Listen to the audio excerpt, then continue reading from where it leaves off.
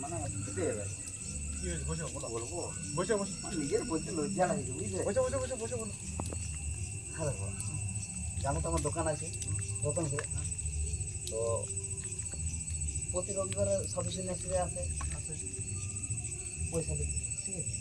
তো 2 টাকা 5 টাকা যার জন্য দিয়ে সেগুলো লেই, বুঝতে পারছি।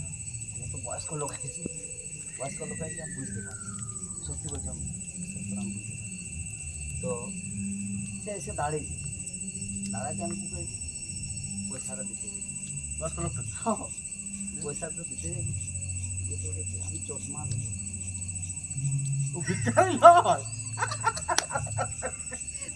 তো বললে বিশ্বাস করবে না, ওয়াকে বলবে তুমি ওই যে ঘুরে এসো। আমি নিজে এবার তল থেকে মাথাটা করে হাসছি দমে একাই।